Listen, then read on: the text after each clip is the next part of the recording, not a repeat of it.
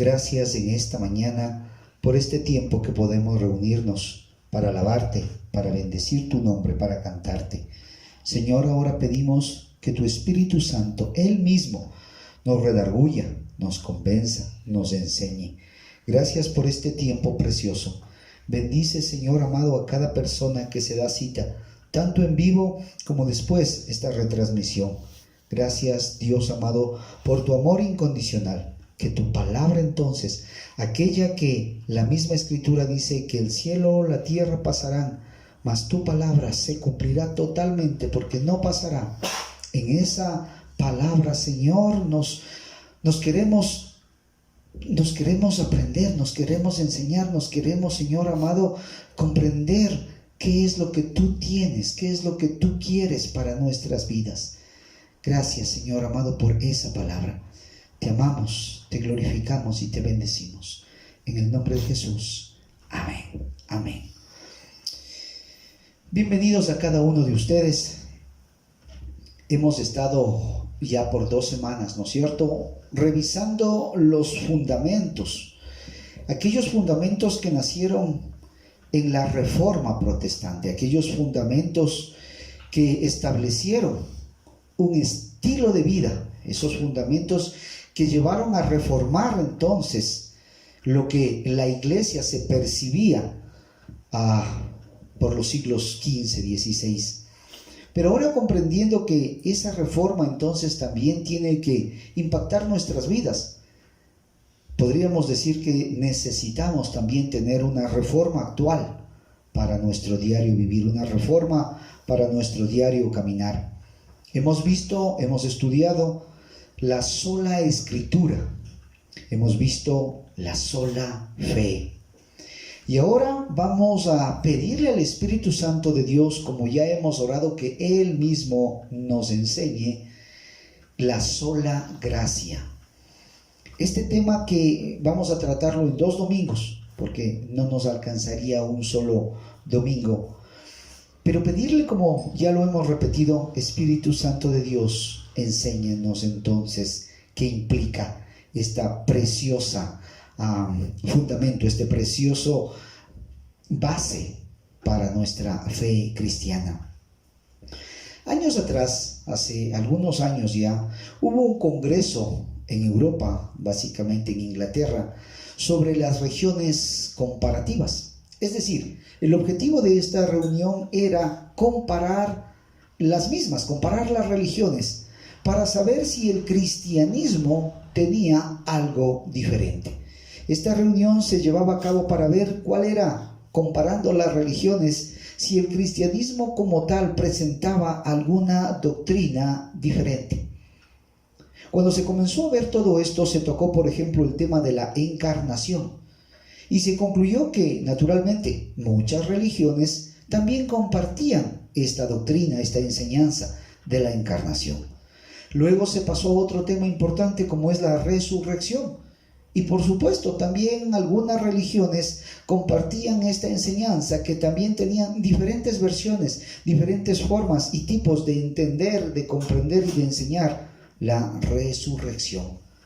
Se preguntaban entonces cuál es una diferencia radical que el cristianismo como tal podría presentar a sus seguidores. Le tocó la palabra a uno de los más grandes teólogos del siglo pasado, C. Lewis. Y este hombre de Dios dijo, por supuesto, sin dudarlo, hay una y fundamental diferencia. Y esta se llama la gracia. Esta es la gracia. Por lo tanto, hoy vamos a compartir ese fundamento llamado sola gratia, o solo por gracia. Solo por la gracia. En ninguna otra religión, mi querido hermano, mi querido amigo, en ninguna otra religión, Dios hace un ofrecimiento de su amor completamente gratis, en forma incondicional. Entiéndase, en ninguna otra religión Dios hace un ofrecimiento de su amor y su salvación completamente gratuito, de forma incondicional. A manera solamente de comparar, como comenzamos hablando, vamos a ver algunas cosas básicas. No es una clase aquí de religiones, sino que nos pueda y que nos permita comprender algunas de ellas. Por ejemplo, el budismo, para comenzar, es una religión atea. El budismo es una religión atea, ya que ellos tienen un enunciado de un sistema de 8 pasos que debe seguir el hombre para liberar al hombre de sus deseos egoístas. Verá, el budismo en sí no tiene entonces una deidad, no cree en un Dios, es ateo. Pero lo que ellos enseñan es 8 pasos en un sistema mediante el cual el hombre como tal puede liberarse de sus deseos egoístas. Y claro, al final ellos piensan que no hay una vida después de esta, solamente es esta vida. Por lo tanto, su enfoque está en lo que el hombre puede hacer dentro de este sistema de perfeccionamiento. Ahora, el hinduismo. El hinduismo tiene algo llamado la ley del karma. Los hinduistas o los hindúes hablan de la ley del karma. En esta, ¿a qué se refiere? ¿Qué tiene que ver aquí? Es que el ser humano sí reconoce, ¿no es cierto?, que puede reencarnar una y otra vez. Aquí él puede como tal reencarnar una serie sucesiva de reencarnaciones hasta llegar a unirse a la deidad llamada Brahma. Para el hinduismo, esta deidad que se llama Brahma es naturalmente cuando el ser humano muere y en teoría se perfecciona cada vez hasta unirse con esta deidad. Es decir, cada vez en sus obras este ser humano se sigue perfeccionando y perfeccionando. Cada vez que se reencarna, pues si es mejor, se va a reencarnar en una forma mejor de vida, de tal manera que llegue algún día a la excelencia por las obras que está cumpliendo. El judaísmo. Mire, el judaísmo también cree en las obras de la ley. Porque el judaísmo comprende esa salvación de Dios, pero ¿a través de qué? Del cumplimiento de las obras de la ley. Es decir, para ser salvo, yo debo cumplir la ley. Y para eso yo tengo que esforzarme, humanamente hablando, yo tengo que esforzarme. ¿Para qué? Para cada vez ir alcanzando algo mejor con relación a las obras que yo hago. El Islam, en cambio, determina que está dada por la suerte de Alá lo que pasará al final de los tiempos con el hombre. En otras palabras, Alá determinará la suerte de cada una de las personas al final de los tiempos.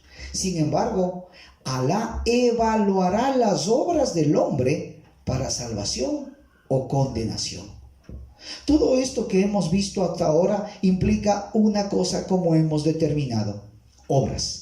Cuán bueno o cuán malo es el hombre en cada una de las que hemos determinado, cada una de las que hemos visto que son las más grandes religiones en el mundo, terminan y concluyen en una situación. ¿Y es cuál? Las obras que pueden hacer para alcanzar estar con su divinidad, con su Dios, o en el caso de algunas para ir mejorando cada vez más en un sistema ordenado de cosas que el hombre tiene que hacer. Es el cristianismo entonces la única que presenta algo diferente, porque la salvación del hombre para el cristianismo verdadero está basado solamente en la gracia, por el amor incondicional de Dios. Repito, para el cristianismo verdadero, y digo verdadero porque vamos a la luz de la palabra comprender que si yo no creo esto, aunque diga ser cristiano, estoy en otro camino. Pero para el cristianismo verdadero, la salvación del hombre entonces está basada única, exclusivamente o solamente en la gracia. Por eso es que el tema de hoy es solo la gracia. Solamente basado en la gracia por el amor incondicional de Dios. Es decir, La gracia de Dios la podríamos definir, aún en nuestra corta entendimiento, aún en nuestras limitaciones humanas, podríamos definir entonces como las riquezas que Dios nos da a través de el sacrificio que Cristo hizo. Dios nos ama incondicionalmente, de tal manera que pagó Él mismo en su Hijo las deudas que teníamos pendientes. Para poder entender esta doctrina fundamental de la gracia, debemos partir, y perdón la reiteración, debemos partir de la condición del hombre. ¿Cómo es nuestra condición? ¿Cómo estamos después de la caída del hombre en el huerto del Edén?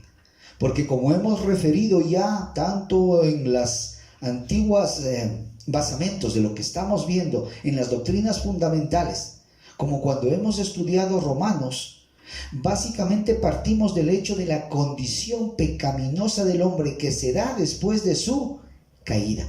Por lo tanto, para entender la gracia es necesario reflexionar la condición del hombre, el actuar del hombre, el obrar del hombre. Así que acompáñenme a Génesis capítulo 6, versículo 5. Génesis capítulo 6, versículo 5. Y vamos a partir aquí viendo cómo está esa condición del hombre, cómo está ese actuar, ese obrar del hombre. Génesis 6:5 dice de la siguiente manera: y vio Jehová que la maldad de los hombres era mucha en la tierra, y que todo designio de los pensamientos del corazón de ellos era de continuo solamente el mal. Mire, estamos en el huerto del Edén y ya hemos especificado, cayó, pecó el hombre, no pudo mantener su posición delante de Dios. ¿Qué acarrea esto? Desde el mismo Génesis, capítulo 6, comenzamos a ver qué cosa: el obrar del hombre, el actuar del hombre, el caminar del hombre. ¿Y cuál es este obrar, actuar, caminar? Malo. Por eso decimos, vio Dios, versículo 5, esta maldad de los hombres, que dice que era mucha en la tierra. Y mire que apenas vamos en el capítulo 6 del libro de Génesis, y ya se había dañado tanto la humanidad, ya se había corrompido tanto la humanidad, ya pecaba tanto que dice que todos los designios de sus pensamientos del corazón, o sea, estaba atada aquí mente y corazón, todo lo que en este ser se daba, que dice la palabra del Señor, era continuo solamente ¿a qué? Al mal. No era que era de vez en cuando que tenía un mal pensamiento, sino que su mente y su corazón, si pensaban algo, si sentían algo, era referente a hacer ¿qué cosa? El mal. Hemos partido entonces de ver la condición del hombre. Ahora podríamos también examinar algunos siervos de Dios, que no cabe duda que estaban con el Señor, pero en su humanidad caía, también tenían problemas, también pecaban. Isaías capítulo 6. Vamos a leer Isaías capítulo 6, versículo 5, si me acompaña. Isaías capítulo 6, versículo 5. La palabra de Dios dice de la siguiente manera: entonces dije, hablando Isaías, ay de mí que soy muerto, porque siendo hombre inmundo de labios y habitando en medio de un pueblo que tiene labios inmundos, han visto mis ojos al Rey, Jehová de los ejércitos. Este profeta era un profeta justo. Isaías, no cabe la menor duda que era un varón de Dios justo. Y mire cómo se refiere él a él mismo: soy un hombre de labios inmundos. Porque Isaías estaba consciente que en su humanidad él también pecaba, y aún sus labios decían cosas que no eran correctas. Vamos a ver ahora lo que nos dice Daniel. Veamos otro profeta. Vamos a ver ahora el libro de Daniel, capítulo 9, versículo 5. Daniel, capítulo 9, versículo 5. Este Daniel era un profeta íntegro. Si podríamos decir que Isaías era justo, a Daniel podríamos reconocerlo por su integridad. Y mire lo que dice la palabra del Señor. Hemos pecado, hemos cometido iniquidad, hemos hecho impíamente, hemos sido rebeldes y nos hemos apartado de tus mandamientos y de tus ordenanzas. Hablando Daniel con Dios, orando, él nos excluye y dice: este pueblo ha pecado, este pueblo contaminado, este pueblo se ha apartado de tus mandamientos, sino que él se incluye y dice, versículo 5, hemos pecado. Él está también ahí. Hemos cometido iniquidad, hemos actuado o hemos hecho, dice, impíamente, hemos sido rebeldes. Nos hemos apartado de tus mandamientos y de tus ordenanzas. Si Daniel, este profeta íntegro, se incluye como tal, ¿qué podríamos pensar nosotros? ¿Estaríamos exentos? Podemos ver que desde el Génesis, una vez más, mi querido hermano, se demuestra la condición humana, apartada de las cosas del Señor. Y hemos visto dos de sus grandes siervos, Isaías y Daniel, profeta justo e íntegro, reconociendo su pecado. Lo interesante hoy en día es que hay muchas personas que todavía se creen perfectas, que se creen buenas, que creen que merecen el cielo porque no han sido tan malos como los demás. Y por eso es que la palabra de Dios, para que podamos entender la gracia, nos hace una vez más entender en dónde estamos y de dónde nos ha rescatado, de dónde nos ha sacado. Romanos, capítulo 3, porque ya hemos visto 3 pasajes del Antiguo Testamento y sería bueno reflexionar también en el Nuevo. Romanos, capítulo 3, versículos del 10 al 12, dice así la palabra del Señor. Como está escrito: no hay justo ni aun uno. No hay quien entienda. No hay quien busque a Dios. Todos se desviaron, a una se hicieron inútiles. No hay quien haga lo bueno. No hay ni siquiera uno. Mira, entonces la palabra es clara. La palabra nos demuestra que tanto en el Antiguo Testamento, apenas comenzó la vida misma en el mismo Génesis, como al transcurrir de los años con estos grandes siervos de Dios, y ahora en el Nuevo Testamento, el apóstol Pablo recalca algo importante, que dice, está escrito, justo no hay uno, no hay quien entienda, no hay quien busque a Dios. Y eso debemos comprender para entender, valga la redundancia, lo que estamos hablando en el fundamento de esta doctrina llamada de la gracia. Porque ahí partimos de que nosotros en nuestro entender, en nuestro caminar, en nuestro vivir, no buscamos a Dios. Mire lo que dice, no hay quien busque a Dios. Y ahí es cuando vamos comprendiendo esa doctrina de la gracia que nos dice que no es que tú en tu inteligencia, en tu conocimiento o en tu sabiduría, en tus sentimientos o en tu pobreza o en tu entender o en tu riqueza has buscado a Dios. No, de ninguna manera. Es Él quien nos ha buscado. Es Él quien nos ha encontrado. Es Él que solo por su gracia, solo por su amor y solo por su misericordia, términos que ya vamos a entenderlos y a comprenderlos a la luz de su palabra, nos muestran que solo es entonces por su amor. Versículo 12 dice, todos se desviaron, no caminaron correctamente por el camino del Señor, por el camino de su palabra, sino que todos nos hemos desviado. Nadie cumplió la palabra del Señor. A una se hicieron inútiles. No hay quien haga lo bueno, no hay ni siquiera uno. ¿Qué básicamente estamos entonces recalcando?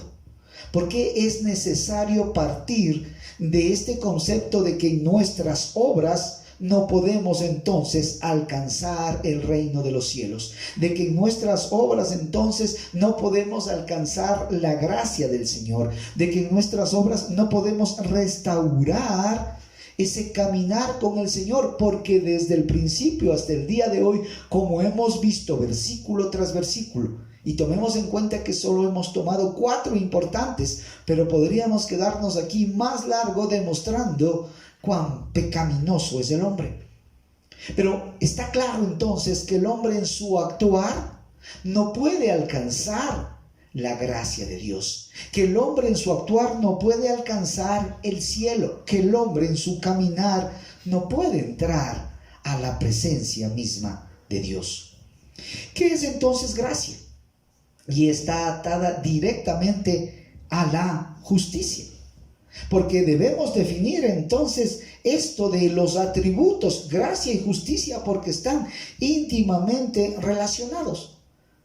La gracia entonces diríamos que es ese atributo de Dios por medio del cual Él nos concede lo que no merecemos. Es un atributo de Dios mediante el cual Él nos regala algo que nosotros no nos merecemos. Eso es gracia. Pero no podríamos hablar de la gracia sin hablar de la justicia. Y la justicia es otro atributo de Dios que garantiza que su santa ley se va a cumplir y que asegura que el que ha hecho lo correcto en base a esa ley va a ser recompensado. Pero ya sabemos que nadie ha cumplido. Sin embargo, también es necesario recalcar que en esa justicia, el que mal ha hecho, o sea, el que no ha cumplido la ley, también va a ser, ¿qué cosa? Castigado. Por eso es que yo necesito comprender la gracia que va de la mano de la justicia. Ese Dios todopoderoso no puede dejar sin castigo al que pecó. Pero por la gracia, en cambio, entendemos que vamos a recibir algo que no nos merecemos. Dicho entonces, ¿qué es gracia y qué es justicia como atributos que caminan de la mano? Veamos lo que dice el libro de Romanos, capítulo 11, versículo 6. Romanos 11, 6. Y si por gracia ya no es por obras, de otra manera la gracia ya no es gracia. Vamos a leer esta primera parte del versículo 6, no todo el 6, porque vamos a seguir desarrollando este tema. La palabra dice, y si por gracia ya no es por obras, de otra manera la gracia ya no es gracia. ¿Qué es lo que el apóstol quiere aquí decir? Básicamente, si la salvación sería por obras, ya no sería ¿qué cosa? Ya no sería gracia, ya no sería un regalo dado de Dios. Si el ser humano podría hacer algo para obtener esa salvación de Dios, rompería el principio o el atributo de la gracia de Dios, porque no hay cosa en la obra humana que pueda alcanzar esa gracia. Amén, estamos. Mire, por eso Romanos es claro. Si la gracia sería alcanzada por obras, ya no sería gracia, pues ya sería ¿qué? Ya serían obras. Y como por obras nadie es justificado, entonces todos seríamos simple y llanamente condenados. Hemos hablado de estas 4 religiones grandes, macras, pero también yo no podría quedarme sin expresar algo que es necesario entenderlo. Y en el amor de Cristo y con toda consideración y respeto, pero hay que decirlo. ¿Y qué hay que decirlo? Que lastimosamente, como decíamos, hay cristianos que este fundamento tampoco lo han entendido. Hablamos de los budistas, hablamos del hinduismo, hablamos del islam, hablamos del judaísmo. Pero también hay que reconocer que hay un sector inmenso del cristianismo que tampoco ha comprendido que la salvación es exclusivamente por gracia. La Iglesia Católica Romana expresa en su fundamento, expresa en sus doctrinas, que la salvación es por gracia más las obras de la ley, o Dicho de otra manera, más las obras que el hombre puede realizar. Y esto es necesario aclararlo, porque entonces ahí diríamos que por más cristiano, en teoría, si yo pienso, enseño y creo que la salvación no es solamente por gracia, sino que yo a la gracia le sumo las obras de la ley o las obras hechas por el hombre, también estoy mal. Porque no podría yo hacer nada, mi querido hermano, para alcanzar la salvación. No hay situación que yo pueda hacer para ponerme de mi parte, de mi lado, a cuentas con Dios. Es exclusivamente por gracia. Así que yo quiero que veamos algunas características de esa gracia para poder entender y comprender en su totalidad algo que lastimosamente no ha sido ni enseñado correctamente ni entendido correctamente. Es por eso que yo asumo que yo debo hacer algo para alcanzar ese favor de Dios, y no hay cosa que yo pueda hacer, porque les hemos demostrado con palabra que el hombre desde el principio hasta el día de hoy no quiere buscar a Dios. Sus caminos están desviados, chuecos, torcidos, y solamente Dios mismo es el que puede poner por esa gracia en mi vida el caminar de una manera correcta. Efesios, vamos al libro de los Efesios, capítulo 2, versículos 4, 5 y 6. Y como ya hemos orado pidiendo al Espíritu Santo del Señor, entonces, que en esta mañana Él mismo nos haga entender su palabra y esta doctrina fundamental. Efesios capítulo 2, versículos 4, 5 y 6. Dice así la palabra del Señor. Pero Dios, que es rico en misericordia, por su gran amor con que nos amó, aun estando nosotros muertos en pecados, nos dio vida juntamente con Cristo. Por gracia sois salvos. Y juntamente con Él nos resucitó y asimismo nos hizo sentar en los lugares celestiales con Cristo Jesús. Una vez más, leamos estos tres esplendorosos, maravillosos versículos para decirle: Padre, enséñame tú sobre la gracia.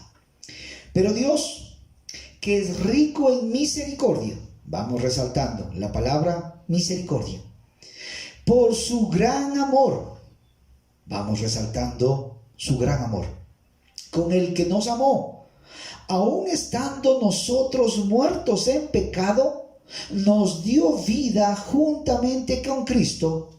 Por gracia sois salvos. Tres palabras fundamentales para entender esto de la gracia: misericordia, amor y como resultado la gracia. Versículo 6, que vamos a explicarlo. Juntamente con Él, es decir, cuando ya entendemos esto, ¿qué es lo que comprendemos ahora?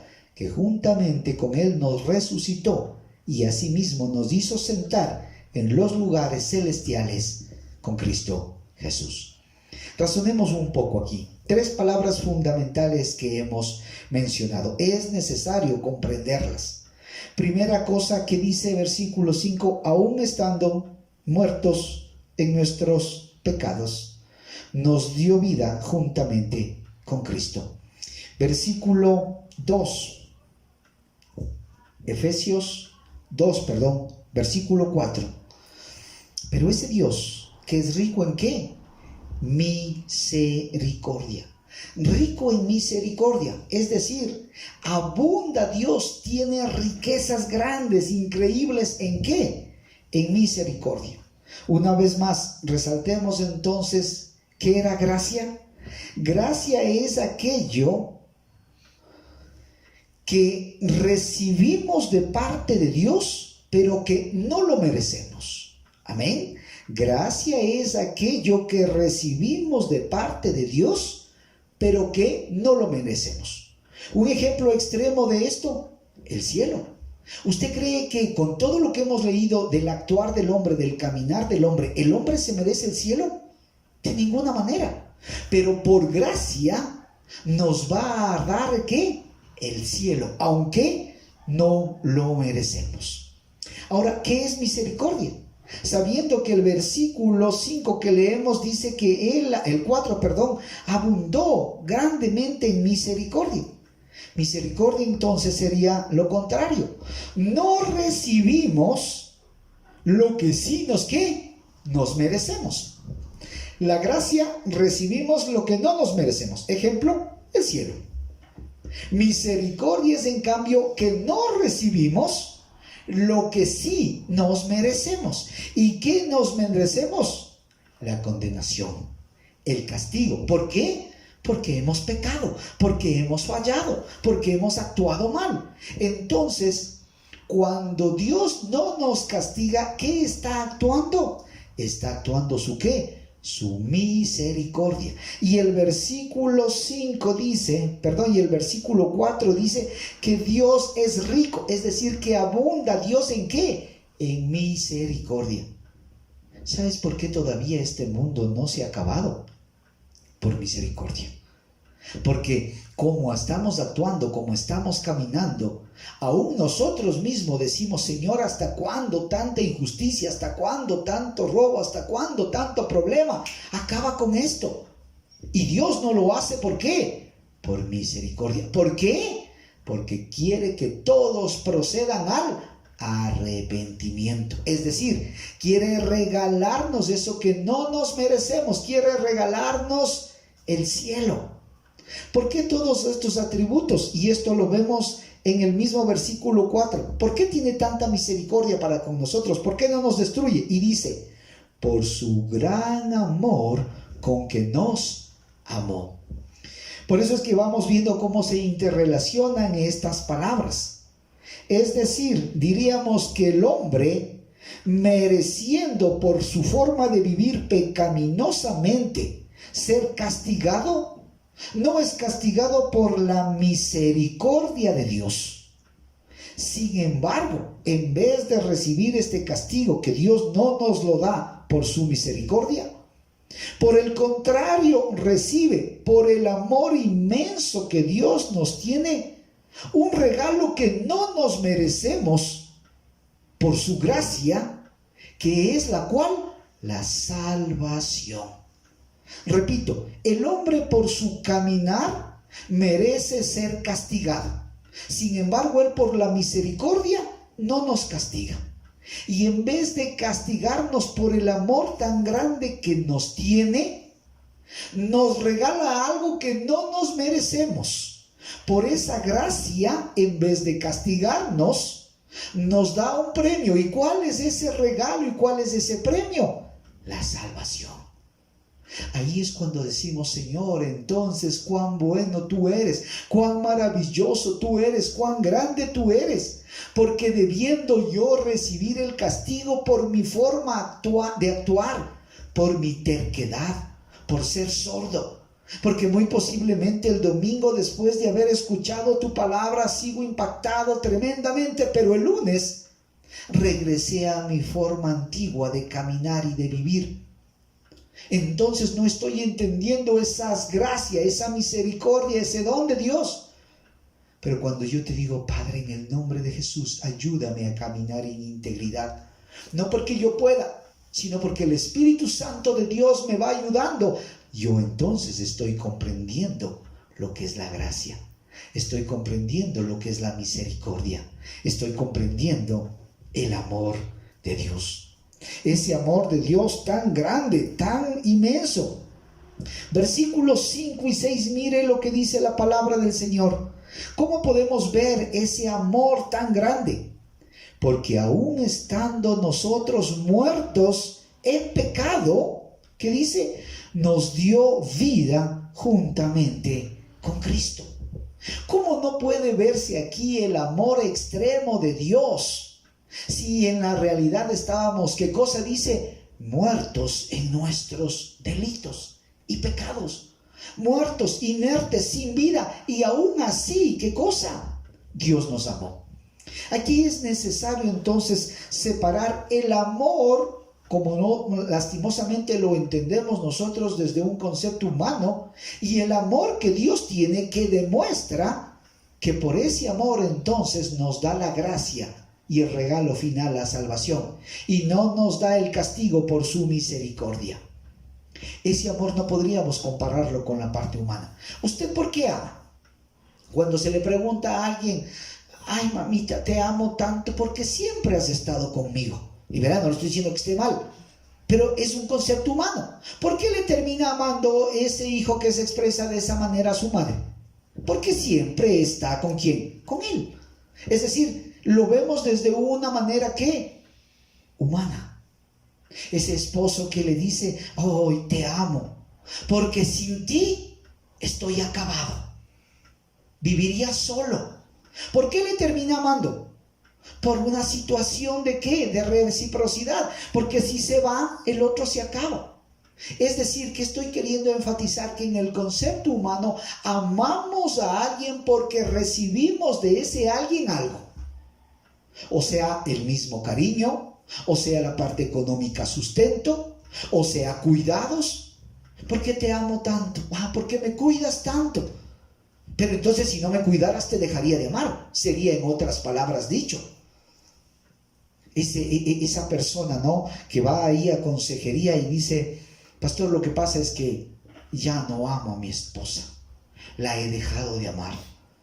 No estamos aquí hablando del tema, solamente es para poner un ejemplo. La pregunta sería: ¿alguna vez la has amado? ¿Comprendes lo que es el amor?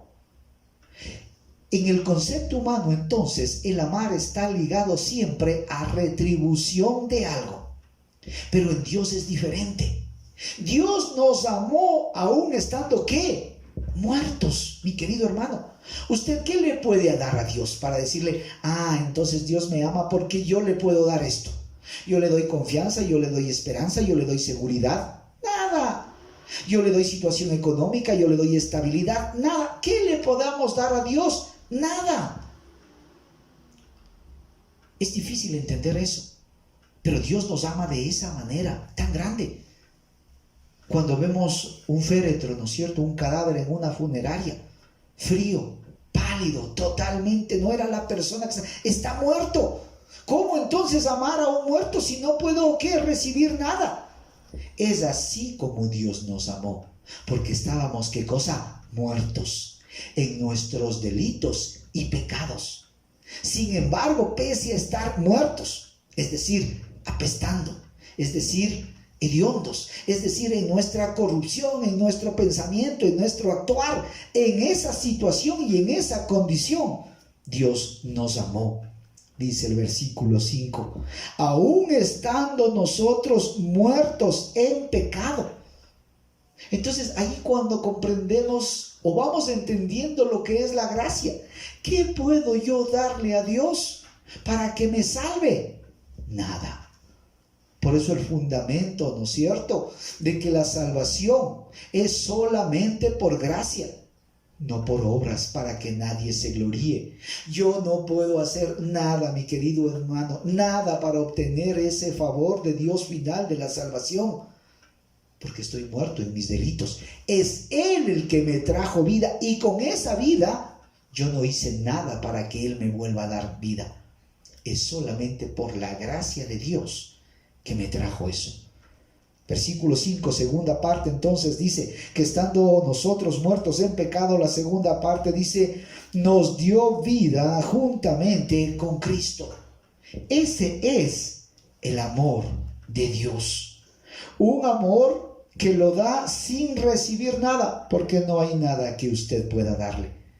Pero que en cambio nos da a nosotros. Versículo 5, nos dio vida juntamente ¿con quién? Con Cristo. Cuando Cristo venció a la muerte en la cruz del Calvario y resucitó, yo ahora entonces tengo la esperanza eterna, que también he sido ¿qué cosa? Resucitado en Cristo. ¿Sabe por qué el cristiano que entiende estos conceptos no es que sea perfecto, pero se aparta del pecado? porque no puede comprender o no puede entender seguir viviendo de la misma manera, pecando, mintiendo y haciendo cosas malas, practicando el pecado. Volvemos a insistir, no es que sea perfecto, pero ya no practica el pecado. ¿Por qué? Porque ahora entiende que murió ya esa forma de vida mala, asquerosa, apartada de la palabra, y ahora vive una nueva vida. ¿En quién? En Cristo Jesús, porque con Él fue resucitado. Versículo 6 dice, y juntamente con Él, porque ahora nos resucitó. Versículo 6, y juntamente con Él nos resucitó. Por eso es que nos resucitó ¿a qué? A una nueva forma de vida. El que mentía ya no mienta. El que robaba ya no robe. El que adulteraba ya no adultere. Porque ahora comprendo que ya moría esa vieja forma de vida. Mire que estamos usando dos conceptos de muerte. La una es el que ya está muerto desde el concepto espiritual, porque no busca a Dios.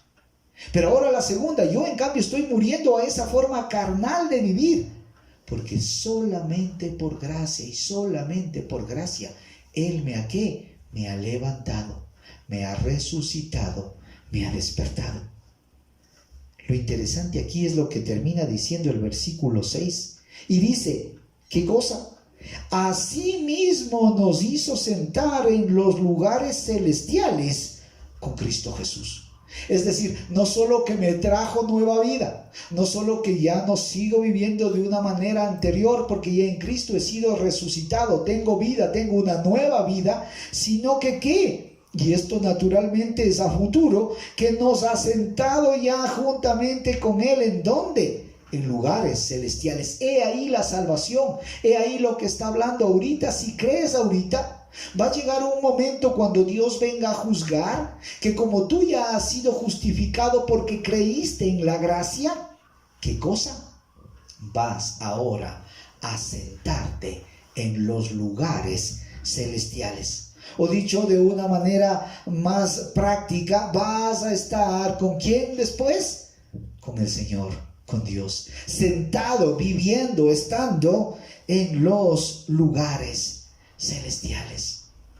Hermano querido, este amor de Dios no lo podemos entender completamente, porque nuestra limitada mente no entiende esas cosas de Dios, pero debemos comprender que este amor es incondicional. ¿Qué quiere decir? Que no pone condiciones. Que Dios nos ha amado, como hemos dicho, siendo aún ¿qué? Pecadores, estando muertos. No es que Dios puso una condición, como el hombre sí pone.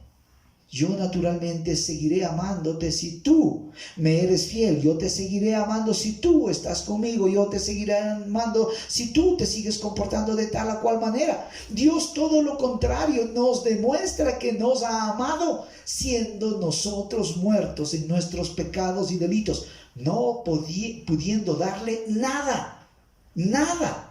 Él ya nos amó. ¿Y sabe desde cuándo nos amó? Desde el principio. Desde antes de la fundación del mundo.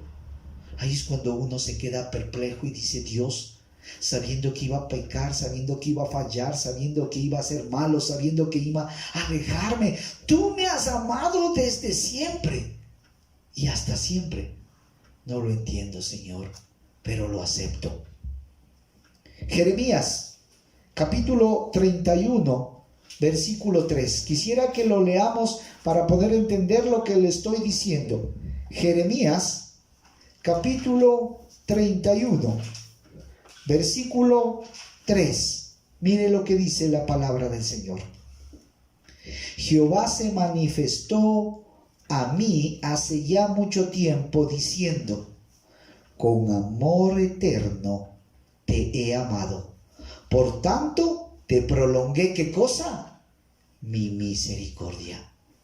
Y esta porción sí no aplica solamente al siervo del Señor que está hablando, sino a cada uno de nosotros. Porque ¿sabe desde cuándo nos amó Dios? Desde la eternidad pasada hasta la eternidad presente, por la eternidad futura. ¿De qué está hablando, pastor? Le estoy haciendo un hincapié de que Dios entonces nos ha amado desde siempre y hasta siempre, aún sabiendo que íbamos a pecar. ¿Se acuerda de Pedro?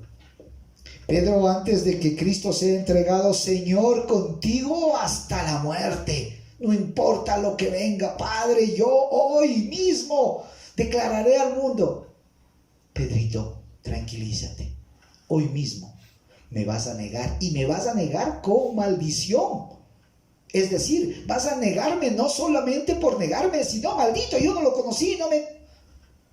Y usted sabe que ese mismo día, antes de que el gallo cante, ese hombre que impulsivamente dijo hasta la muerte, 3 veces lo negó.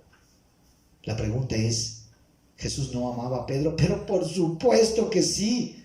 ¿Qué hizo Pedro para merecer ese amor? Nada. ¿Qué puedes hacer tú para merecer ese amor? Nada. Dios nos ha amado incondicionalmente desde antes que el mundo sea formado. ¿Crees eso? Esa es la diferencia. ¿Entiendes eso en su totalidad? No, no se puede entender como un amor tan grande, un Dios tan maravilloso nos ama aún estando muertos. Pero eso es lo que dice su palabra. Yo no puedo obrar, por lo tanto, a cada una de las religiones. Esa es la controversia, ese es el error fundamental con relación al cristianismo, que en cada una de ellas, incluido la Iglesia Católica Romana, piensa y declara que es por obras. Y hermano, no es por obras, es solo por gracia, es solo por gracia, es solo por gracia. Para terminar esta primera parte de la gracia, yo te invito a que vayamos al Evangelio de Juan. Juan, capítulo 3, versículo 16. El famoso texto, Juan 3, 16. ¿Qué dice la palabra del Señor? Porque de tal manera amó Dios al mundo. No comprendemos ese amor, no entendemos ese amor, pero Él te amó, hermano. Te amó tanto que aún en tus delitos y pecados, aún en tu mortandad, aún en mi mortandad, nos amó tanto, tanto, tanto, que como dice aquí, dio a su Hijo unigénito, para que todo aquel que en Él crea no se pierda, mas tenga vida eterna. Solo por la gracia. Es solo por la gracia de nuestro Señor y Salvador que podemos, ¿qué cosa? Volver a restaurar la comunión con Dios. No hay obra alguna que tú ni yo podamos hacer. Ese amor de Dios es incondicional, es eterno, es incomparable. Pero así te ama el Señor. Mi querido hermano, que el Señor te bendiga. Que puedas fundamentar entonces tu caminar cristiano en solo la Escritura, en solo la fe, en solo la gracia. Que Dios te guarde, que Dios te bendiga abundantemente. En el maravilloso nombre de Jesucristo. Amén y amén.